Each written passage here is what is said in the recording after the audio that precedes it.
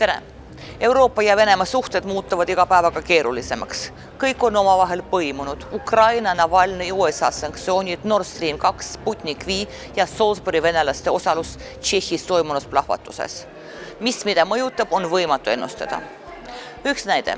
Saksamaa teatas küll läbirääkimiste alguses Sputniku vaktsiiniga seoses, kuid need võivad hääbuda juba eos. USA mustas nimekirjas on Venemaa kaitseministeeriumi 48. keskuurimisinstituut, mis osales Ameerika arvates Novichoki väljatöötamisel. Seesama 48. uurimisinstituut koos Gamaleya nimelise keskusega töötas välja ka vaktsiini Sputnik. Ükskõik, millise Euroopa Liidu riigi otsus osta Sputnikut, võib kaasa tuua USA karmid sanktsioonid selle riigi vastu. Õigluse nimel tuleb aga mainida Washingtoni ametnike sõnu veebisaidile EU Observer. Ameerika ei lasku millegi niisuguseni, me ei ründa humanitaari eesmärke. Rünnata pandeemia haripunktis Euroopa selja tagant oleks tõepoolest alatu, hea, et Bideni administratsioon seda justkui mõistab. Või võtame plahvatuse Tšehhi laskemoona laos.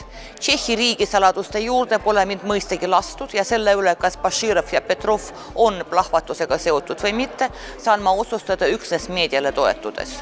Kuid kõnealune 7 aasta tagune sensatsioon toob kaasa majanduslikud tagajärjed.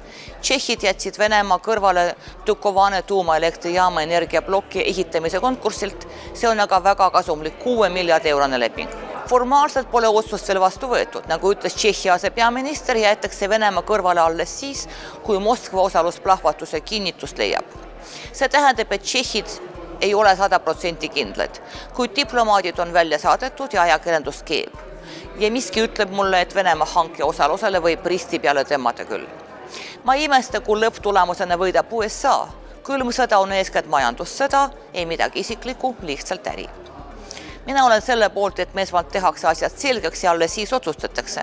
Pole aga midagi parata, fanaatikud, kes eelistaksid kõik ja kohe ära keelata, on häälekad. Meie ekspresident Ilves kirjutas Twitteris, võib-olla peaksime panema pausile kõik, ja ma mõtlen kõik sissesõidud Venemaalt. Külmutagem viised välja arvatud perekondlike hädajuhtumite korral. Kaalul on Euroopa julgeolek. Aitab.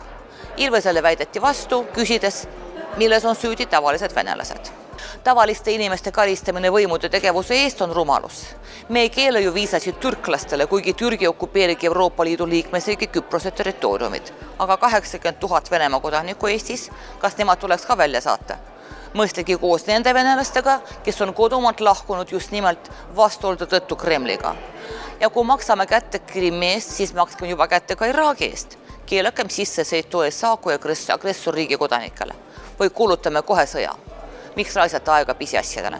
Liiati on ju selge, et üleskutset kihutada välja ja keelata sissepääs käsitletakse rõõmuga Vene televisiooni jutusaadetes.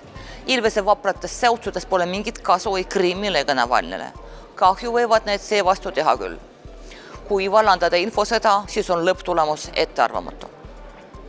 Seega olen kindel, et kui miski üldse suudab maailma sõja eest kaista, siis on see arukas diplomaatia.